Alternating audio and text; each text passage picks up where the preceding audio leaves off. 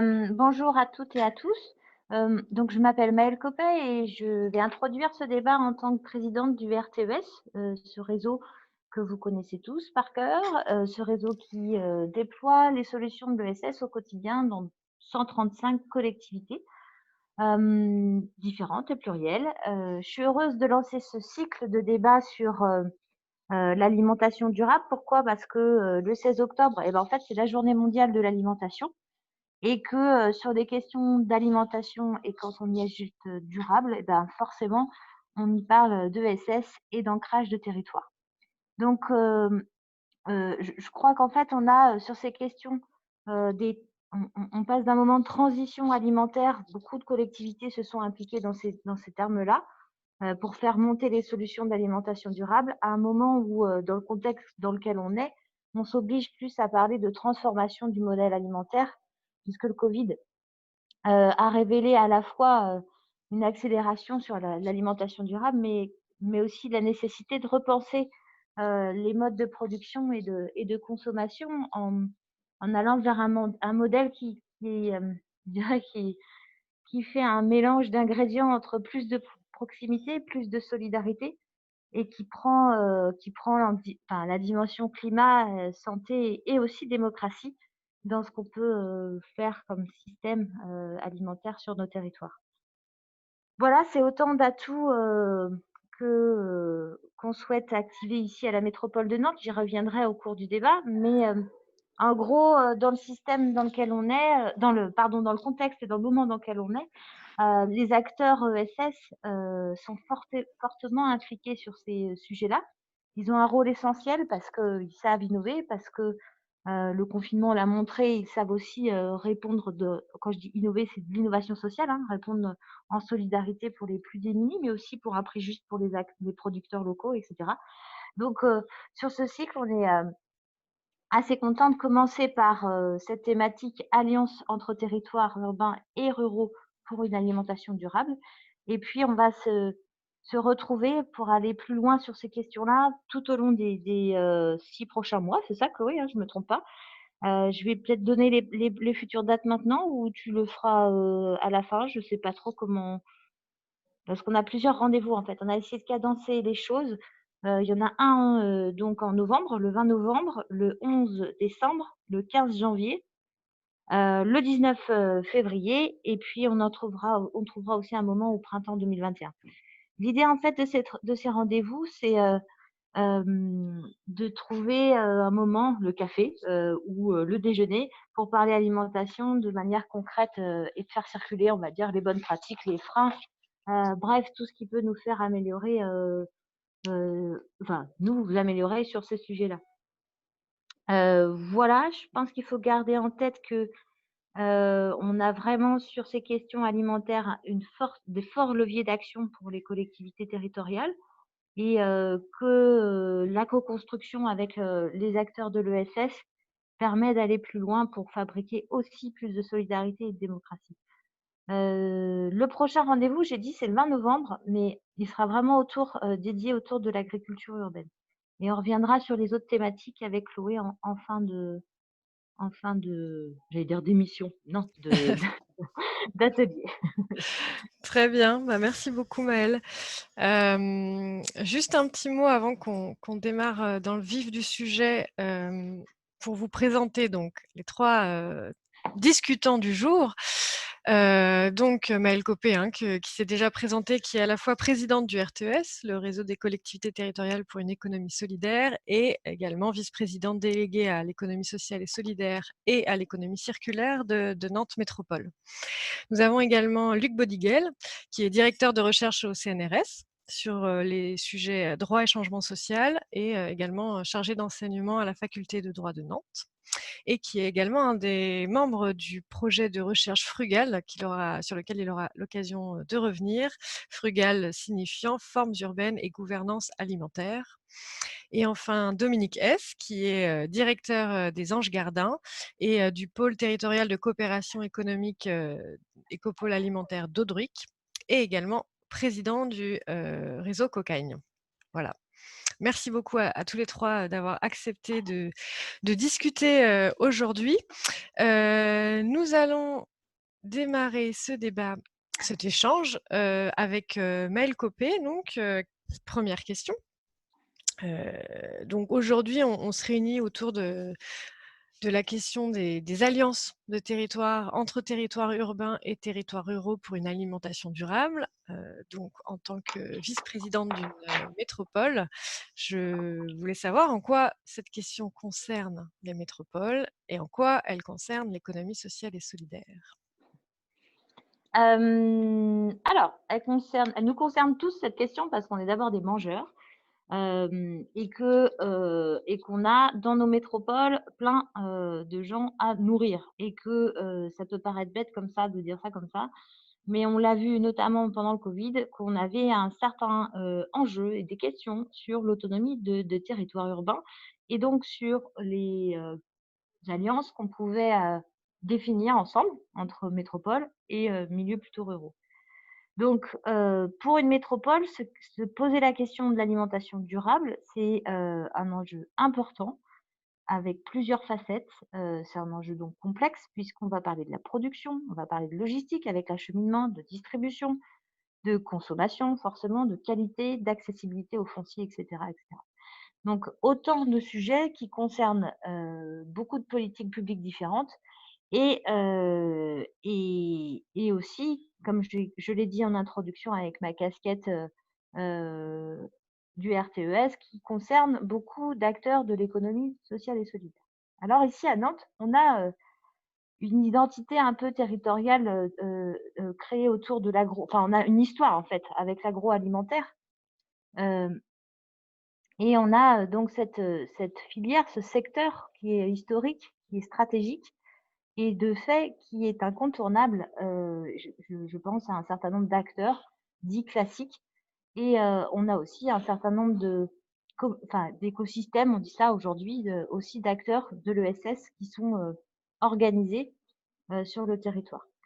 Heu, l'idée en fait, qu'on a posée en 2014, c'est que, ces questions d'alimentation durable pour nous, politiquement, on sentait qu'il y avait un truc à jouer sur la question de la structuration des acteurs de l'économie sociale et solidaire. Pourquoi? Parce on avait pas mal de projets, de beaux projets, de petits projets et l'idée c'était de dépasser, l'addition des j'allais dire des petits projets, mais à forte qualité, parce que, on avait vraiment, du sens des valeurs et de la qualité dans ces projets-là, pour stimuler, on va dire, des projets plus structurants et venir, faire dialoguer en fait à travers ces projets-là, le monde urbain et le monde, rural. Donc en gros, on avait, écrit avec les différents acteurs de l'économie sociale et solidaire une feuille de route dans laquelle on a positionné, non pas l'enjeu d'autonomie alimentaire en se disant: «Ça a aucun intérêt de chercher à ce que Nantes Métropole devienne autonome de manière alimentaire toute seule, il faut vraiment qu'on définisse avec d'autres comment faire et par contre, qu'est-ce qu'on veut faire sur la question des alimentations et du circuit court dans notre et l'ESS dans notre métropole». Donc on a, établi les choses, c'est-à-dire qu'on a travaillé par exemple sur, comment on simplifie l'accès à des produits locaux de qualité, comment on garantit un juste prix aux producteurs, comment on réduit aussi, le coût de la logistique, pour les acteurs voilà, de la chaîne alimentaire, j'allais dire. Comment on met en place des actions aussi de lutte contre le gaspillage alimentaire, comment on développe les pratiques agricoles, durables en faisant la promotion, et ça c'est important, de l'agriculture paysanne et puis comment on a aussi un volet sur le mieux manger et sur la santé. Donc tout ça, on a essayé de structurer ça avec les acteurs du territoire et de positionner des ensemble, hein, des projets collectifs un peu plus structurants qui font partie d'un maillon de la chaîne. Alors, on a eu aussi, cette, dynamique-là parce que, on a eu un projet enfin inédit en 2014, entre 2014 et 2020, il a fallu il y a eu l'ouverture d'un nouveau mine, donc on a géré aussi le déménagement du marché d'intérêt national, un des, plus gros de France après Rungis, il me semble Et donc, ça a été aussi l'opportunité de repositionner les paysans dans cette, enfin les paysans, oui, les producteurs dans cet outil-là. C'est ce qu'on appelle le ventre de Nantes. C'est ce qui fait le lien, en fait, on l'a positionné au sud, de la Loire et c'est ce qui fait le lien, on va dire, concrètement entre, enfin concrètement, logistiquement parlant, entre les mangeurs, nantais et les producteurs, je dirais de Loire-Atlantique, de la région et de au-delà. Voilà ce que je peux vous dire sur cette première question. Pardon, avec le micro, ça marche mieux. Merci beaucoup, Maëlle. Très bien, bah merci. Tu as déjà avancé un peu sur concrètement comment vous avez travaillé, mais peut-être, voilà, peut-être peux-tu en dire un peu plus sur le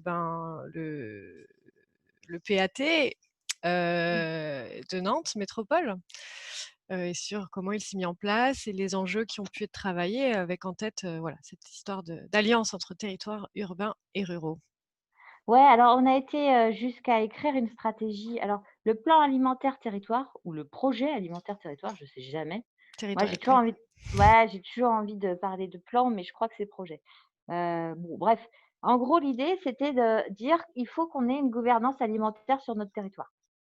Parce que plus on saura enfin mieux on saura ce qu'on a envie de porter politiquement avec les citoyens et tout ça, et bah, plus ce sera aussi simple d'aller discuter avec nos voisins, territoires ruraux ou pas, pour, s'organiser, et à faire avancer, dans l'opérationnel nos sujets.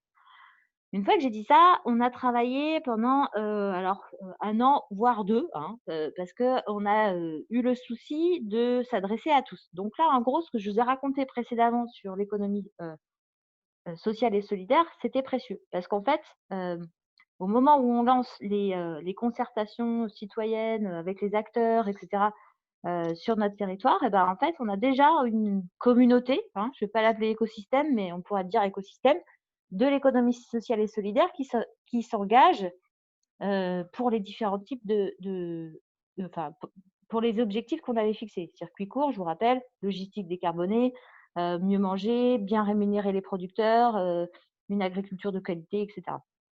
Donc on a, un vivier de, porteurs de projets déjà organisés. Donc en fait, quand on inscrit cette stratégie et qu'on écrit le plan alimentaire territoire sur, Nantes Métropole, on parle des questions de foncier, hein. C'est, comment on maintient les surfaces agricoles, comment on accompagne l'installation agricole bio. C'est des questions logistiques, les plateformes de distribution, de circuits courts, de traçabilité des produits. Comment on développe des outils de transformation mutualisés, abattoirs mobiles, légumeries. Toutes ces questions-là sont, traitées, traitées, sont posées de manière stratégique dans le plan alimentaire territoire et l'idée, en fait, c'est qu'en face, il va falloir qu'on passe, qu'on a voté en décembre 2019, il me semble. Donc autant vous dire qu'entre maintenant et décembre 2019, ça paraît tellement loin et que du coup, là, on passe, en fait, dans la phase plutôt, opérationnelle, et que du coup, en fait, la feuille de route a été écrite par un certain nombre d'acteurs, dont les acteurs de l'économie sociale et solidaire, qui sont encore, dans les starting blocks pour lancer des projets. Donc en gros, voilà, on a un plan, un projet, alimentaire territoire avec, du suivi, de l'évaluation, bref, tout ce qu'il faut pour, rentrer dans la phase opérationnelle, que ce soit sur le gaspillage alimentaire et cetera. Hem, Ça, c'est un outil hyper important parce que du coup, ça pose aussi au cœur, de notre plan alimentaire la relation, alors ce qu'on a appelé l'alliance des territoires. Moi, je pense qu'il faut aller au-delà de l'alliance, mais plutôt dans la coopération avec les territoires voisins, mais on me dira que je joue sur les mots, mais non, je pèse mes mots. Et donc pour ça, en fait, on a aussi un autre outil, nous, les collectivités, qui s'appelle le contrat de réciprocité. Alors on en a signé un avec, le Pays de Ré. Le Pays de Ré, c'est une communauté de communes qui touche le Nantes Métropole et qui va jusqu'à la Chance, jusqu'à l'océan Atlantique. Trop bien. Voilà, donc en gros, le Pays de Ré, eux, ils ont quand même pas mal de producteurs et nous, on a pas mal de mangeurs. Donc on a, travaillé sur plusieurs axes, hein. On n'a pas travaillé que sur l'alimentation. L'alimentation en faisait partie, mais on a aussi, comme toutes les métropoles, un pouvoir d'attractivité des voitures, du Pays de Ré vers le centre de Nantes. Donc on a aussi décidé de travailler avec eux sur des questions de mobilité, de parking relais, de covoiturage et cetera. Donc on a signé, ce contrat de réciprocité en 2019 également et puis, bah, pour l'instant, on est plutôt dans la phase, covid, donc c'est un peu compliqué de se réapproprier ce sujet-là. Même si pendant le covid, on a pu voir que finalement, tout ça, ces espaces de dialogue parce qu'en fait, c'est ça, hein, un contrat de réciprocité ou un plan alimentaire de territoire, ça crée un dialogue de l'interconnaissance aussi territoire, parce qu'il y a beaucoup de caricatures, voilà et de réflexes et d'habitudes, qui se passent, enfin qui sont de fait et puis ça permet enfin j'espère, si on dialogue bien, on pourra probablement envisager une meilleure coproduction et co-construction des feuilles alimentaires et de la gouvernance alimentaire. Moi, j'ai tendance à dire que ce plan alimentaire territoire, il permet de mettre de la démocratie dans nos assiettes. Ça veut dire qu'à un moment donné, si on a plus de volonté politique sur ces sujets-là, eh ben, on peut, pourquoi pas, penser à transformer, en actions concrètes des des orientations politiques, on va dire je vous parlais des petits projets, mais en fait à rendre, l'alimentation durable comme étant la norme. En fait, on parle souvent de l'alimentation durable comme étant une alternative, un modèle alternatif, na na na. L'idée, en fait, c'est qu'avec le covid et l'accélération de la prise de conscience de toutes ces questions de santé et d'alimentation, je pense qu'il faut absolument qu'on travaille sur comment on fait, évoluer Mmh. les modèles agricoles et agroalimentaires et pour ça, on a des enjeux stratégiques de collectivité, donc ça, c'est poser la volonté politique et puis on a aussi, là, je reviens sur les acteurs de l'ESS parce que c'est eux qui incarnent, ces questions-là sur nos territoires. La volonté, enfin, on doit poser une structuration, on doit les aider à mieux se structurer pour passer à l'échelle. C'est-à-dire qu'on a, et là je reviens un peu sur les freins qu'on peut rencontrer, on a un super beau projet, collectif, multi-acteurs avec, en mode coopératif, qui reprend tout ce que je vous ai dit sur les circuits courts, la logistique, le foncier, bref, on est bien quoi. Ça s'appelle le kiosque paysan.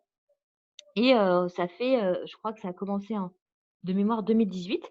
On les a boostés un petit peu avec, le prix de l'innovation sociale à Nantes. Donc on a là, ils ont embauché en janvier une coordinatrice de ce truc-là. Et en fait, tout l'enjeu, c'est que là, on a un énorme projet avec plusieurs, structures, avec, 80 qui va fédérer entre 80 et 100 paysans, qui fait le lien avec les mangeurs nantais, avec, aussi cette volonté de démarche solidaire et de marché solidaire et si je parle de ça, c'est qu'en gros, on a, là, ils vont recruter le logisticien, on a un vrai cap à passer sur passer de l'expérimentation à la consolidation de projet et ça se travaille à la fois sur des enfin, où est-ce qu'on implante ce type de projet. Je parle là des derniers kilomètres parce que l'implantation, d'un projet agricole, on peut entendre que ça se fasse en dehors de la ville, mais les projets logistiques, de soutien logistique et de dernier kilomètre, où est-ce qu'on les stratégiquement, on les pose sur la ville. Il y a gros sujet sur, le financement de ces investissements-là. Nous, on peut faire quelque chose de cofinancer avec la région, mais il y a aussi tout un travail à faire avec l'Europe et aller chercher des choses là-dessus. Et puis, il y a aussi un gros enjeu d'emploi et de formation qu'on essaye de travailler avec, notamment sur les questions d'installation, où là, on a, besoin de paysans et on a besoin d'être un peu plus offensif sur ces questions-là. Donc, et je passe aussi, la commande publique parce Oui. que je pense que chacun connaît un peu tous ces trucs-là.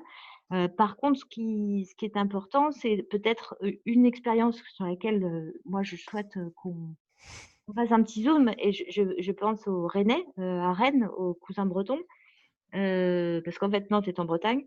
Les cousins bretons, eux, en fait, ils ont décidé de travailler sur la qualité de l'eau pour influencer l'évolution du, modèle agricole. Donc en gros, ils ont, fait, plus que nous, c'est-à-dire que nous, on travaille assez classiquement sur sur les leviers de la commande publique en développant des objectifs, je dirais, d'agriculture bio dans les cantines scolaires, etc.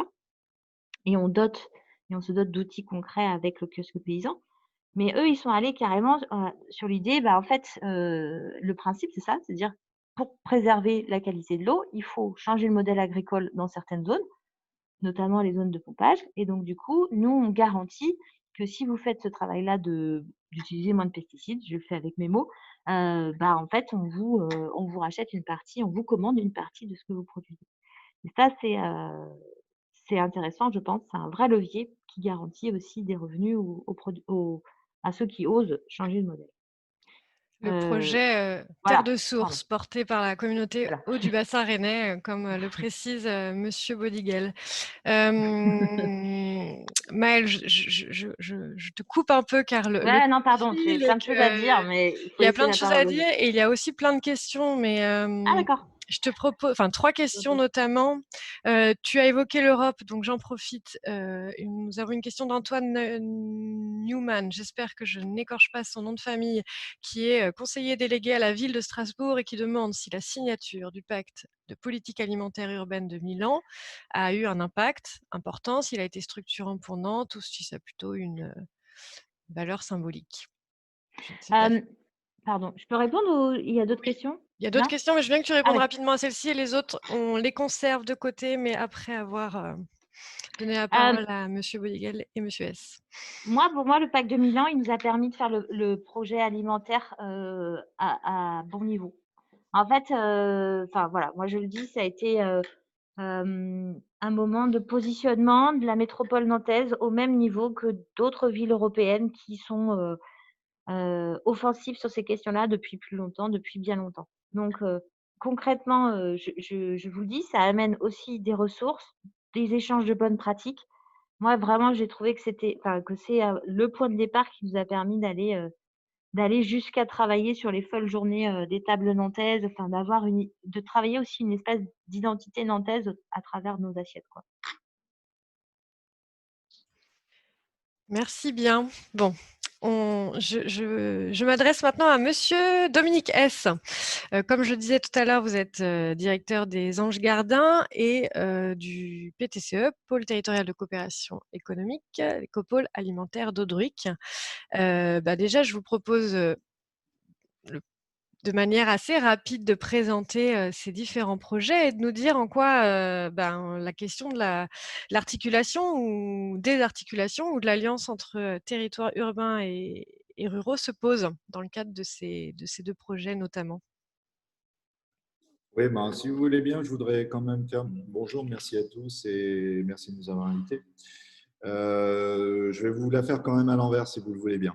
Je prends le sujet comme il vient tout de suite pour vous dire que oui, c'est essentiel d'opérer cette coopération. Non, c'est une bêtise crasse que d'imaginer que les villes, les territoires urbains puissent être autosuffisants pour des raisons tout simplement agronomiques. Dans les tubes, dans les tours maraîchères, nous ne produirons pas de blé.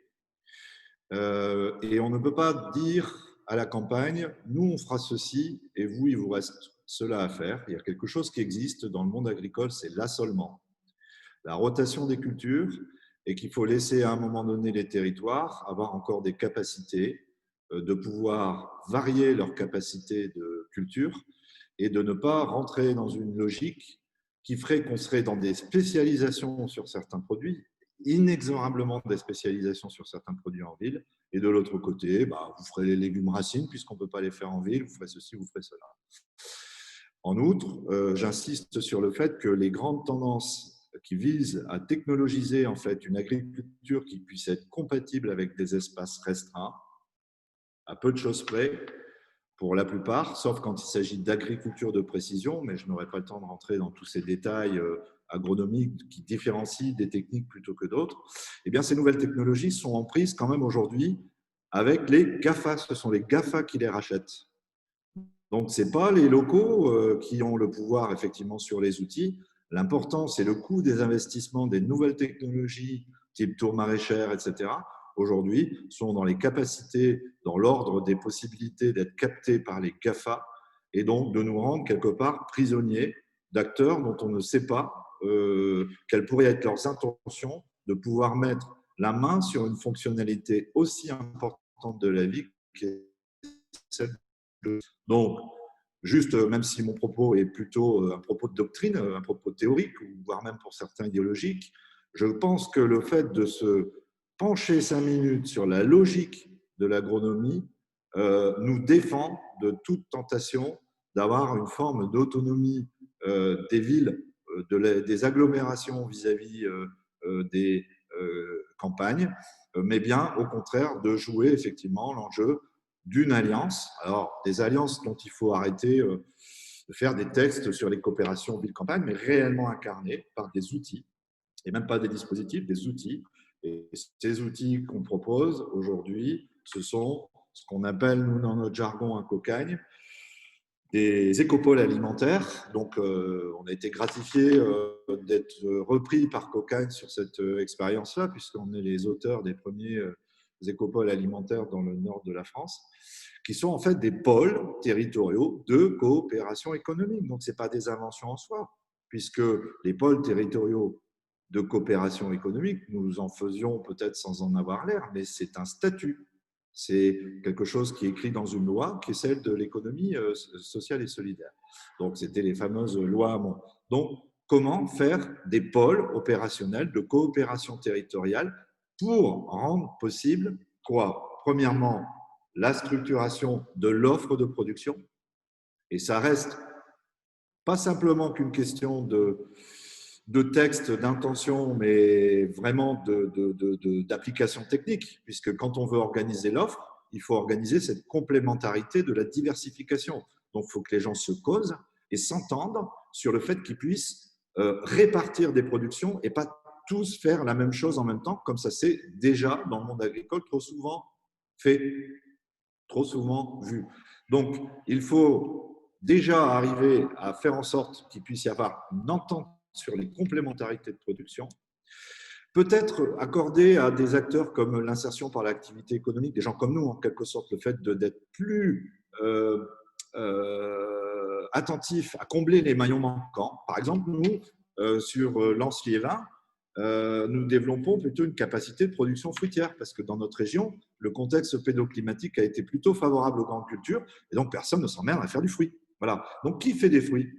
Et là, pour le coup, il y a vraiment un enjeu de réfléchir aux fruits parce que, à cause effectivement de la pression du dumping sur les prix, même en bio, des Espagnols, la filière du sud de la France se casse la gueule et le peu qui arrivent encore à tirer leur épingle du jeu alimente les bassins du sud de la France, ce qui fait que nous, pour manger, au risque de paraître caricatural, pour manger des fruits, on attend que les cailloux mûrissent et quand ils mûrissent, ils partent en compote et on ne sait pas les manger. C'est ça déjà la réalité d'aujourd'hui. Je ne suis pas en train de vous parler d'une fiction idolisée, etc. C'est la réalité de ce qu'on mange, sauf aller effectivement dans des trucs d'épicerie fine où là, pour le coup, vous payez très très cher effectivement ces trucs. Donc, il faut organiser, structurer l'offre de production.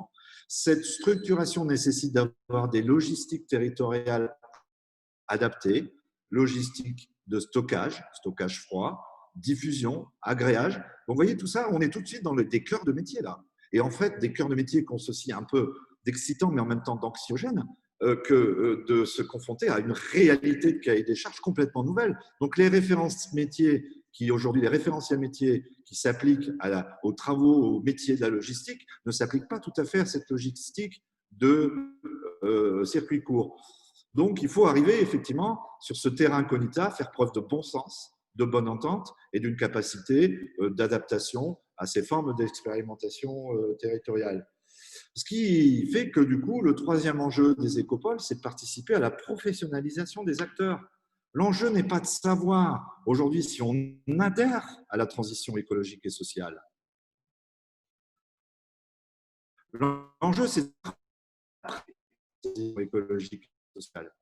Et donc de faire en sorte que, plus à s'intermoyer de ça, si on y va ou si on n'y va pas, mais qu'on forme les gens à pouvoir effectivement y aller. Je vais vous prendre un exemple. Vous pouvez toujours claironner que vous voulez faire 20% ou 30% de bio local dans les collèges, Si à un moment donné, vous ne donnez pas les moyens aux cuisiniers de se former à ce que ça va suggérer de sa part comme déplacement, il aura beau jeu effectivement de se méfier de cette nouvelle injonction et de tout faire pour dire qu'il y a de très très bonnes raisons pour considérer que ce n'est pas mûr de le faire. Donc c'est bien un enjeu de formation professionnelle à la transition, au déplacement que chacun des métiers de la filière, de la chaîne alimentaire qu'il faudra effectivement inventer. Et puis, bien sûr, les écopoles, c'est comment développer un art de vivre dans la compagnie des crises. Maintenant, on s'en rend compte, cette crise sanitaire va durer. Il n'est pas exclu qu'il y en ait d'autres. Et puis, il y en a une que tout le monde sait bien arriver, qui est la crise climatique, qui est déjà très, très, très impactante dans notre profession de production agricole. Ce n'est pas demain qu'on a des problèmes, c'est maintenant qu'on a des problèmes. Aujourd'hui, la réalité en fait, du monde paysan, c'est d'arriver à s'adapter aussi vite que possible, à changer sa professionnalisation sur une culture. Par exemple, je sais pas, moi je fais des artichauts et je suis dans le sud de la Loire. Eh bien, aujourd'hui, d'ores et déjà, on ne peut plus faire d'artichauts dans le sud de la Loire, en règle générale, mais que du coup, du jour au lendemain, il faut savoir cultiver autre chose. Et moi, ce que je peux vous dire, c'est que les changements climatiques vont plus vite que la capacité des professionnels aujourd'hui à s'adapter. Donc, c'est là où il faut maintenant anticiper les choses, prendre de l'avance, pas seulement militer pour qu'il puisse y avoir des inversions de production de gaz à effet de serre, etc., mais maintenant prendre acte que tout de suite, maintenant, il faut s'adapter à ces nouvelles contingences qui arrivent avant même qu'elles arrivent. C'est-à-dire de ne pas se retrouver dans cette situation de désemparement dans l'agriculture, ce désemparement qu'on a vécu effectivement sur la problématique sanitaire. Donc les écopoles ont un rôle très concret à jouer là-dessus et se veulent un peu faire de lance de l'anticipation de ces changements. Et tout ça, et j'en arrive à ce 5e point qui est la mission des écopoles. Donc, en même temps, quand je dis les écopoles, vous l'avez bien compris, des systèmes alimentaires territoriaux qui veulent être vraiment durables et qui essayent d'être pensés pour une application très opérationnelle. La 5e fonction, c'est bien sûr de prendre en compte le fait que nous faisons en cela, à cause des 4 points précédents, émerger un nouveau modèle économique. Et ce nouveau modèle économique emprunte, selon moi, à l'économie de la fonctionnalité et de la coopération, c'est-à-dire en fait à des modèles économiques qui sauront trouver leur voie de solvabilisation économique par le fait qu'ils soient multifonctionnels, qu'ils combinent les usages, qu'ils combinent les effets utiles. Et que du coup, on s'autorise grâce à cela à combiner toutes les parties prenantes de cette somme des effets utiles. Et quand vous vous adressez à cette question, enfin, quand vous vous intéressez à cette question du bien vivre alimentaire, bien sûr, vous vous intéressez à l'enjeu physiologique. Alors, l'enjeu physiologique est à nouveau à l'ordre du jour, quand même, pour plusieurs millions de personnes en France. On a doublé les effectifs des gens qui y vont à l'aide alimentaire depuis la crise depuis quelques années. Ça ne datait pas seulement que de la crise du Covid, ça a été accentué par la crise du Covid. Donc cet enjeu-là est également, je ne sais plus ce que je disais du coup, cet enjeu effectivement de mobilisation économique, l'économie de la fonctionnalité, renvoie effectivement au modèle financier qui permettra de soutenir ces initiatives. Et ce modèle, ce sera nécessairement aux collectivités de prendre leur part de prise en compte de cela. Je veux juste rappeler quand même que l'agriculture dépend des aides. Ça s'appelle la PAC. Ces nouveaux modèles agricoles n'ont jamais eu autant d'aides que les agriculteurs conventionnels ont aujourd'hui la PAC. Tant mieux pour les agriculteurs conventionnels. Je ne suis pas en train de les accuser de prendre de l'argent indûment. Mais sachez que ces nouveaux modèles n'ont jamais eu la quantité d'argent après-guerre pour créer un modèle qui puisse être robuste pour nourrir tout le monde. Donc, je pense que les collectivités, les institutions ont leur part à jouer. Et pas simplement que dans l'idée, effectivement, de pouvoir aider le soutien de programmes alimentaires territoriaux, mais de soutenir, effectivement, les émanations opérationnelles, concrètes qui en résultent. Et qu'aujourd'hui, on puisse aussi réfléchir à la manière dont les usagers, par différentes façons, peuvent, quelle que soit leur classe sociale, quels que soient leurs moyens, quels que soient leurs revenus, accéder équitablement à cette qualité alimentaire. Puisque je me suis interrompu dans mon propos, quand je vous disais qu'on le fait pour des raisons s'alimenter physiologiques, on le fait pour d'évidentes raisons de santé, d'évidentes raisons de commensalité, d'évidentes… Voilà, il y a plusieurs fonctions à l'acte alimentaire. Et si nous considérons effectivement ces fonctionnalités, c'est important que tout le monde puisse avoir accès à une alimentation durable. Alors, des réflexions sont en cours. Hein, le réseau Cocagne en est connivant. Et moi-même, personnellement, je m'y intéresse pour nos écopoles. Ces histoires de caisse de, j'ai oublié le nom, sécurité sociale et alimentaire. Hein, mais aussi, bon, nous, on l'expérimente, le fait d'avoir des monnaies spéciales pour permettre effectivement d'aborder des formes de consommation vertueuses. On appelle ça chez nous la manne, monnaie d'une autre nature pour de nouveaux échanges, qui permettent, contre l'engagement des personnes dans le dispositif, de trouver des moyens de compensation qui leur permettent d'accès à des produits durables. Voilà, j'espère que je n'ai pas été coupé, je n'ai pas regardé si… Merci. Si, ça fonctionnait très bien. On vous entendait. On vous a laissé seul un moment car c'était moins bon en termes de bande passante, mais voilà, on vous a bien entendu. Je vous partage tout de suite une question d'Isabelle Karcher, qui est chargée de mission agriculture à Toulouse Métropole. Est-ce que vous pensez qu'une telle démarche collective et de professionnalisation de la chaîne alimentaire nécessite forcément un lieu, qui peut être l'écopole, mais est-ce que l'écopole est forcément un lieu? Enfin, voilà. Ah non. Enfin, quand je dis lieu, dès qu'on parle de pôle, dès qu'on parle aussi de tiers-lieu, on pense tout de suite à 4 murs. Hein. Non, mon propos n'est pas de dire dans 4 murs précis, qui seraient des écopoles ou que sais-je encore, ou même un lycée agricole, les choses s'apprennent. Aujourd'hui, moi, je pense qu'il faudra faire preuve de beaucoup d'agilité, surtout d'éviter les cadres, quelquefois institutionnels, qui ont du mal à bouger et à inventer, y compris en comprenant un volet formation sur le tas, hein, sur le terrain. Parce qu'aujourd'hui, sur certaines questions, vous voyez, quand on produit des fruits dans le Nord, on tâtonne, hein, si vous voulez. Il y a des gens qui peuvent nous aider à conduire, je ne sais pas moi, un abricotier, sans forcément qu'on sache très bien si demain on va réussir à les faire produire. C'est le pari. Hein, les rendre productifs, c'est le pari. Qu'il faudra peut-être des adaptations par rapport à nos climats, etc., des adaptations variétales, que sais-je encore.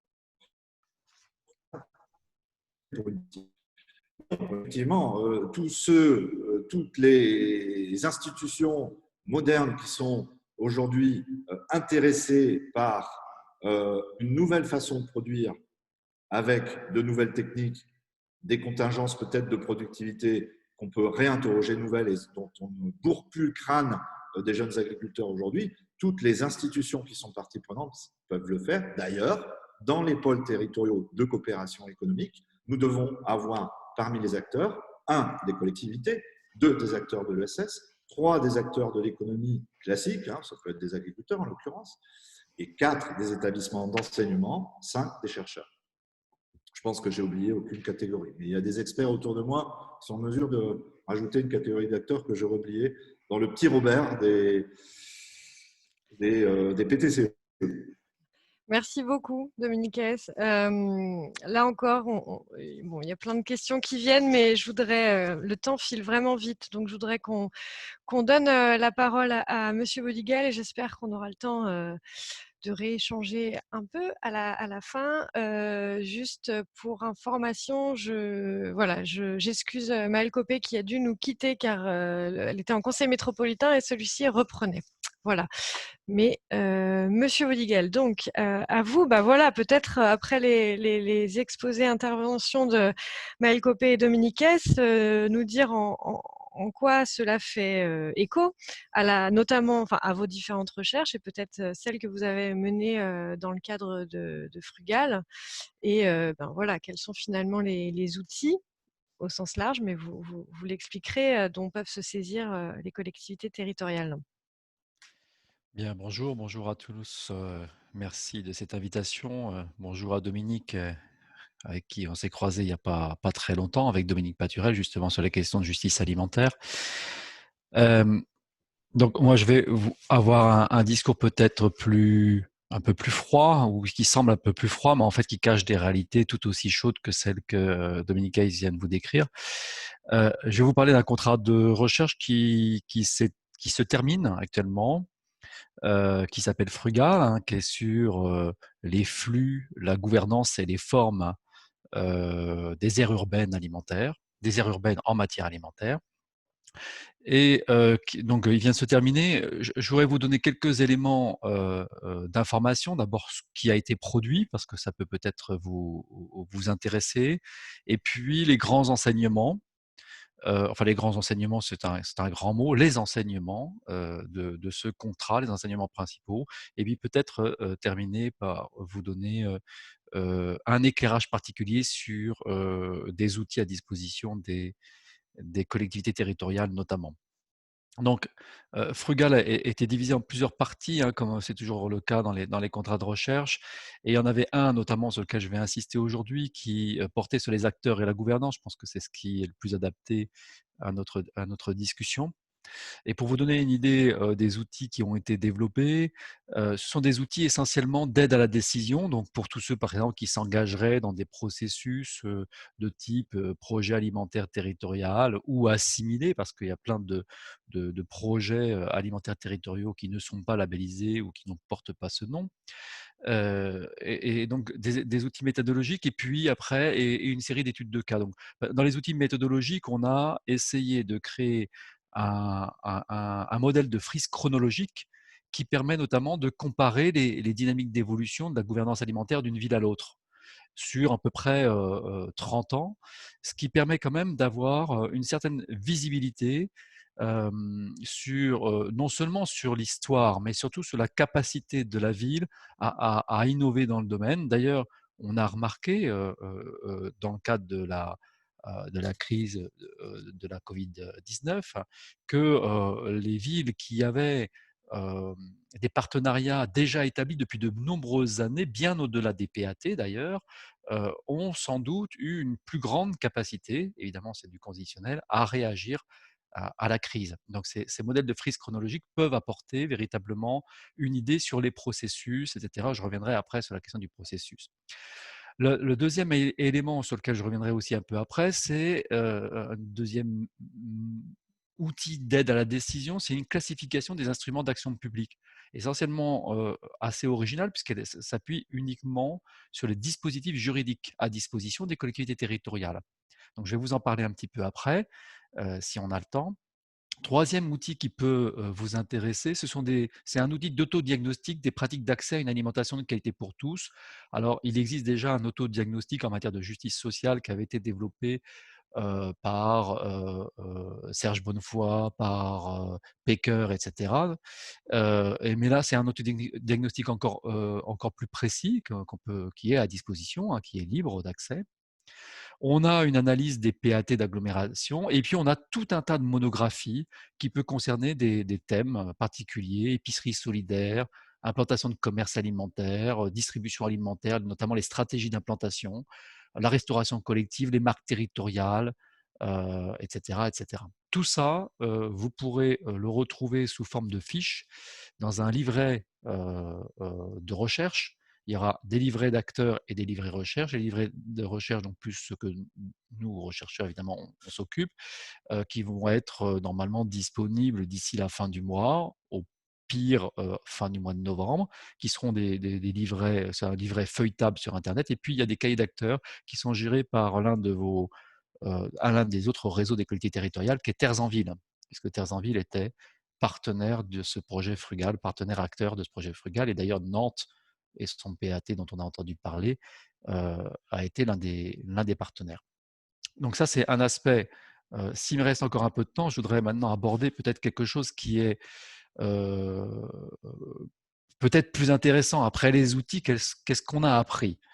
Alors c'est toujours pareil, la recherche, elle porte souvent quelques déceptions du côté des acteurs parce qu'on sait que vous avez souvent des questions très précises et vous voudriez des réponses très précises. C'est rarement ce que donne la recherche, sauf quand c'est de l'expertise. Et dans ce cas-là, généralement, vous payez très cher des cabinets d'études. Là, c'est plutôt des enseignements beaucoup plus généraux. Alors, il y en a qui ne relèvent pas vraiment de la pratique gouvernance, mais je pense que c'est assez intéressant parce qu'on a parlé, et Dominique Hayes tout à l'heure a parlé d'agriculture urbaine, et je sais que vous allez en parler. Mais ceux qui ont travaillé sur les flux, on a eu beaucoup de travaux sur les flux, toute une équipe notamment de Caen, ont pu voir l'importance de la composition sociale et de la spécificité des populations, c'est-à-dire donc le lien entre les pays pourrait un petit peu remettre en cause un certain nombre d'idées reçues. Je ne parle pas du tout sur les fermes verticales et je partage là à titre citoyen et pas seulement d'ailleurs le discours de Dominique Hayes, mais je parle là d'autoproduction, donc les citoyens qui produisent leur propre nourriture.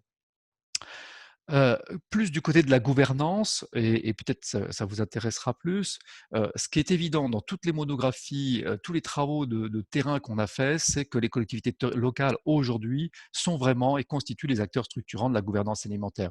Je me rappelle du premier travail qui a été conduit sous la direction de Catherine Darro de Rennes et par un garçon par un étudiant qui s'appelle, il n'est plus étudiant, c'est pour ça que je parlais au passé, Thomas Coutelot, un très bon travail sur la formation d'une épicerie solidaire, et où on voit comment le cœur de l'histoire, c'est le CCAS, qui va tisser des réseaux. C'est d'ailleurs une personne du CCAS, c'est encore plus précis, qui va tisser des réseaux, tisser une toile qui va permettre la construction d'une épicerie solidaire. Donc, les collectivités locales sont au cœur, mais je reviendrai un petit peu après là-dessus. Généralement, elles bénéficient de transitions qui sont bien antérieures au PAT, ça on peut déjà le dire aujourd'hui.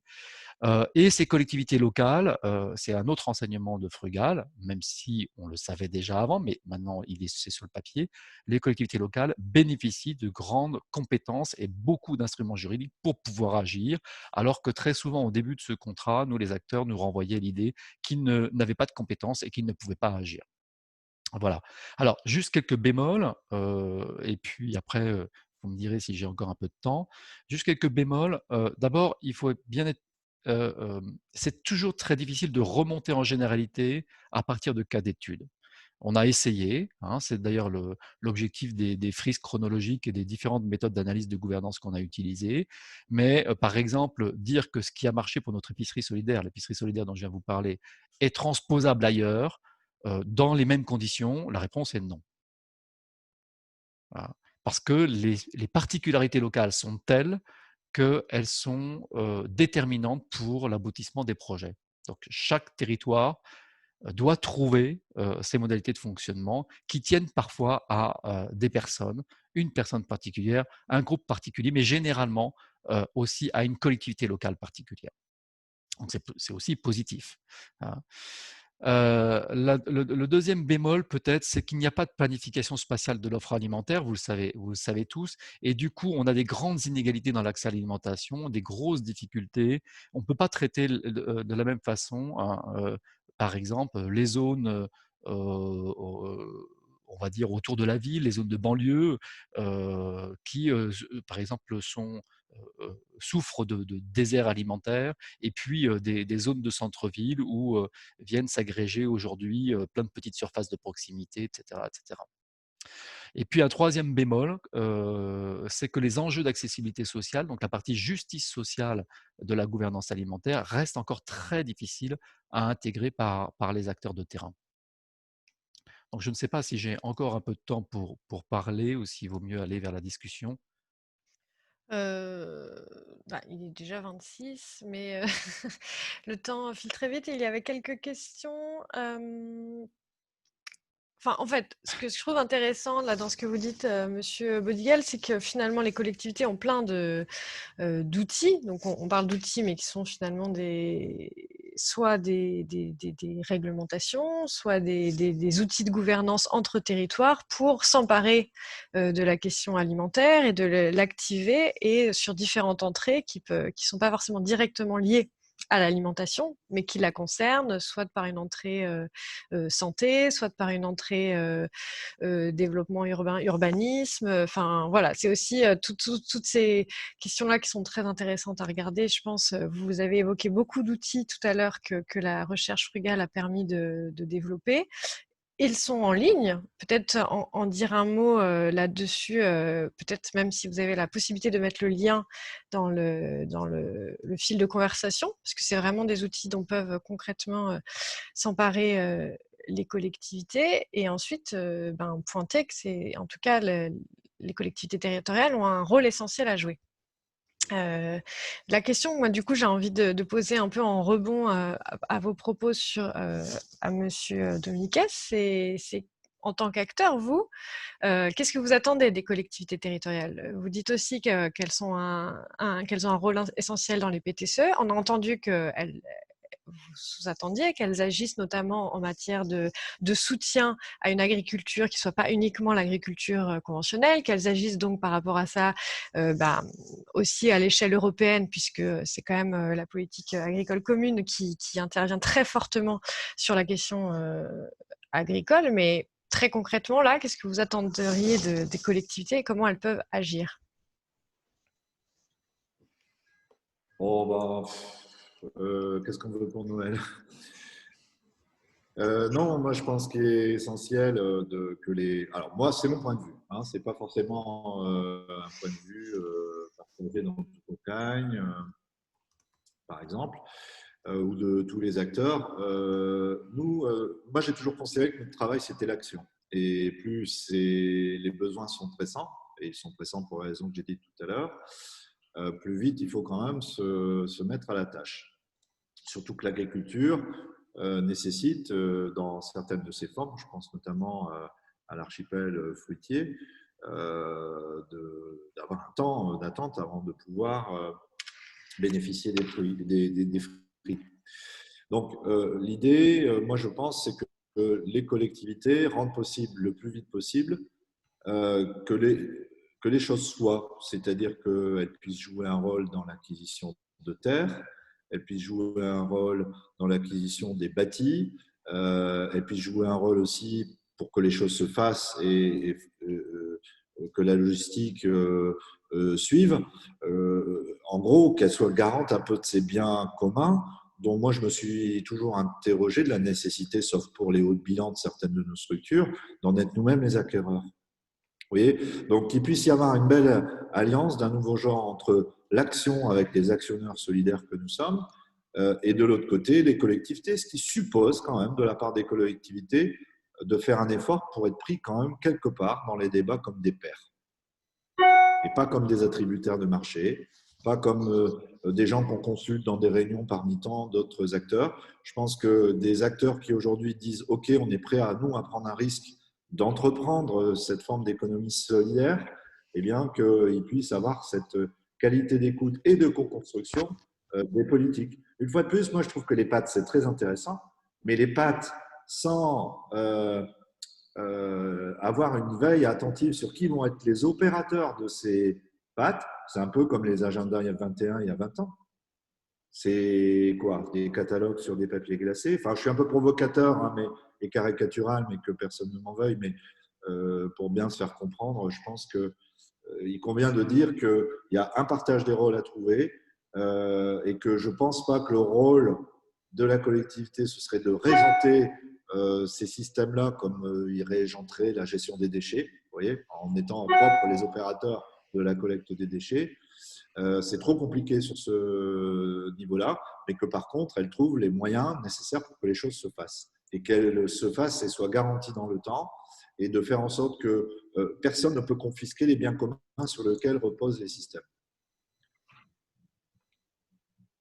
Oui, allez-y, monsieur Bodigal. Juste une petite réaction sur les PAT. Les PAT, ils pourraient être à l'initiative de n'importe quelle association ou structure citoyenne. Rien ne l'interdit. Le texte le prévoit comme ça, c'est complètement ouvert. Il se trouve qu'en pratique, les PAT sont conduits et portés la plupart du temps par des collectivités territoriales. Donc, il faut faire attention. Effectivement, il ne s'agit pas que, normalement, ce n'est pas prévu que les collectivités territoriales s'emparent d'un PAT pour régir un territoire. D'ailleurs, elles n'en auraient pas le pouvoir. Hein. Elle pourrait pas, c'est pas possible en tant que telle. Elle ne peut le faire qu'avec les autres. Elle n'a pas les moyens pour régenter un territoire. Mais en même temps, il faut regarder de l'autre côté, c'est-à-dire qu'en pratique, ce sont bien les collectivités territoriales qui les portent, ces PAT. Alors d'abord, on dit PAT, mais il y a d'autres formes de projets alimentaires, vous le savez tous bien, qui ne s'appellent pas PAT, qui ne s'inscrivent pas dans le dispositif et qui produisent aussi des fruits. Et il y a certains PAT qui sont des anciens agendas 21 papier glacé et ou qui le seront, et d'autres qui ne le seront sans doute pas ou partiellement pas. Oui, tout à fait. Je crois que c'est aussi ce que disait tout à l'heure Maëlle Copé, c'est-à-dire que les projets alimentaires territoriaux sont parmi d'autres un outil très intéressant pour peut-être poser un diagnostic partagé. Enfin, c'est un outil démocratique comme elle le disait, mais derrière la question effective, c'est quelles actions concrètes on met en place entre collectivités et acteurs sur un territoire pour répondre à tous ces enjeux qui ont été cités par les uns et les autres. Midi 30, 14h33, pardon, le temps est déjà écoulé. Je ne voudrais pas laisser des questions de côté, mais il me semble que notamment Dominique a répondu en direct à plusieurs questions. Luc Bodigal, vous avez mis dans le lien, dans la conversation, pardon, les liens pour avoir accès aux différents outils de la recherche frugale. Sachez que de toute façon, vous les retrouverez ensuite en ligne sur le site du RTS. On les partagera, y compris un document un peu synthétique avec tous les résultats et les outils développés par cette recherche frugale. Voilà, un grand merci à tous les trois. Je voulais grand merci pour ce premier débat qui, comme le disait tout à l'heure Maëlle Copé, inaugure un cycle d'échange autour des enjeux d'alimentation durable du point de vue des collectivités territoriales et en lien avec l'économie sociale et solidaire. C'est notre entrée au RTS. On espère vous donner rendez-vous chaque mois. Le prochain temps aura lieu le 20 novembre autour de l'agriculture urbaine. Et quant aux autres sujets qu'évoquait Maëlle Copé en début de cet échange, l'idée c'est justement d'avoir vos retours et qu'on les pense ensemble, c'est-à-dire des sujets qui correspondent à vos préoccupations, notamment en tant que collectivité territoriale sur ces enjeux de l'alimentation durable. Voilà, cet échange est enregistré. Il sera également accessible à toutes les personnes qui s'étaient inscrites, puisqu'il y avait 120 inscrits et il y a une petite soixantaine de personnes là qui ont pu suivre les échanges en direct. Et puis voilà, on mettra, comme je le disais, toutes les ressources en ligne. Merci beaucoup à tous les trois. Merci à tous et puis à très bientôt.